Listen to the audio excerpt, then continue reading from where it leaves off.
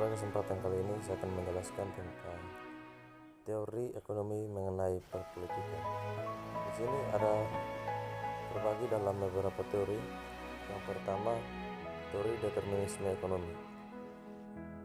Determinisme ekonomi merupakan salah satu ciri khas Marxisme klasik atau Marxisme ortodoks.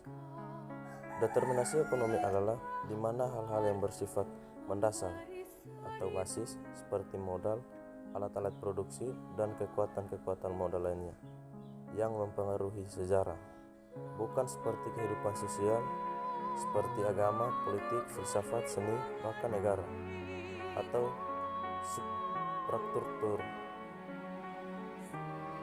Ialah yang mempengaruhi dan membuat sejarah. Ide determinasi ekonomi timbul pada fase Marx tua, diawali dengan Desjardins.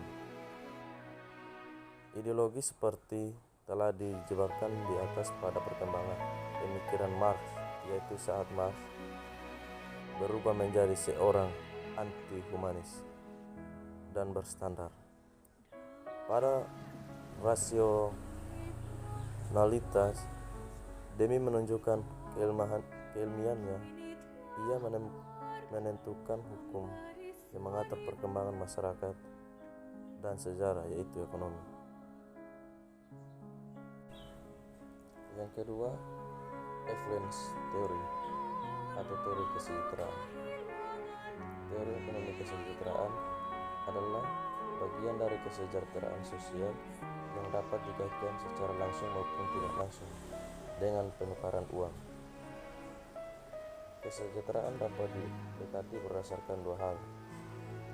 Yang pertama, kesejahteraan subjektif, dan yang kedua, kesejahteraan objektif. Kesejahteraan dialamatkan bagi tingkat individu, keluarga, dan masyarakat. Yang berikut, Wagner's Law. Adolf Wagner pada tahun 1883 mengemukakan sebuah hukum yang dikenal dengan The Increasing of State Activity, yang dikenal hukum Wagner. Hukum ini didasarkan pada pengamatan empiris di negara-negara Eropa pada masa Wagner bahwa aktivitas pemerintah dalam perekonomian cenderung meningkat. Ukuran tersebut dinyatakan dengan pendapat berkaitan masyarakat yang diikuti oleh peningkatan pengeluaran pemerintah dalam hal menyediakan barang dan jasa baik dalam masyarakat. Yang berikut menurut Dimitrios dan Richter menyajikan bahwa ada paling tidak 3 pembenaran atau justifikasi tentang hukum Wagner. Yang pertama, perkembangan aktivitas pemerintah berkaitan dengan fungsi administrasi dan fungsi perlindungan terhadap warga negara. Yang kedua, seiring dengan semakin bertambahnya kesejahteraan individu yang diidentifikasi oleh peningkatan pemerintah terhadap barang-barang yang berkualitas seperti barang mewah.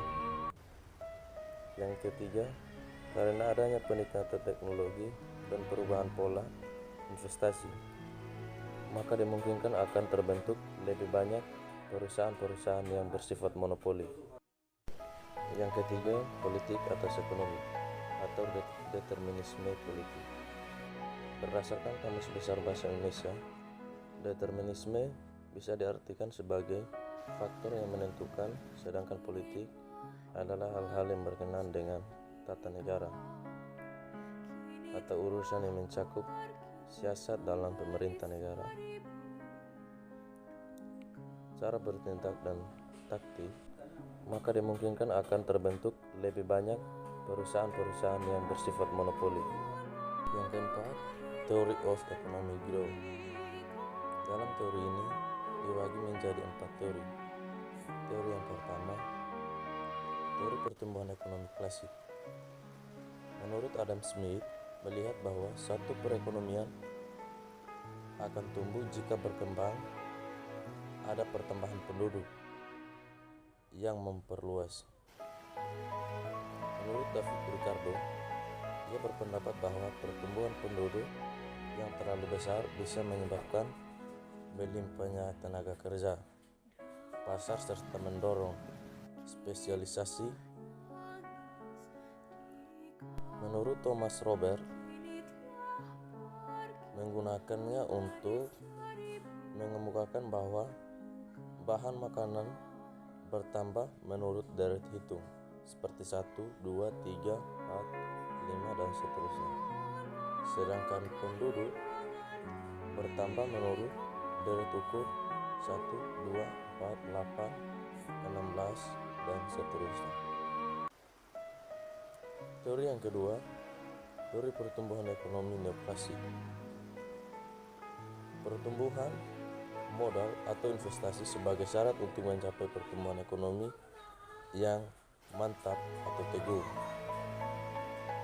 Menurut Schumpeter, berpandangan bahwa pertumbuhan ekonomi sangat ditentukan oleh kemampuan kewirausahaan, karena mereka berani berinovasi dalam aktivitas produksi. Menurut Robert Solow, dalam jangka panjang, tingkat pertumbuhan ekonomi dapat menentukan modal dalam proses produksi. Teori yang ketiga, teori pertumbuhan ekonomi historis. Menurut Friedrich Lewis, membagi tahapan pertumbuhan ekonomi menurut kebiasaan masyarakat dalam menjaga kelangsungan hidupnya melalui tata cara produksi. Menurut Wagner Sambo, tahapan pertumbuhan ekonomi terjadi karena masyarakat memiliki susunan organisasi dan ideologi masyarakat. Menurut Walt Whitman, dalam pertumbuhan ekonomi, suatu negara akan mengalami tahapan-tahapan. Menurut Karl Bucher, menguraikan pertumbuhan ekonomi suatu negara berdasarkan hubungan produsen dengan konsumen.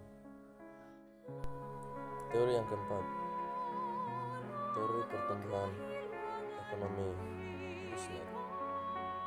Kuznets mengemukakan bahwa pertumbuhan ekonomi dicapai oleh 3 faktor, yaitu yang pertama meningkat persediaan barang-barang yang terus-menerus, yang kedua perkembangan teknologi, yang ketiga teknologi secara efektif dan efisien.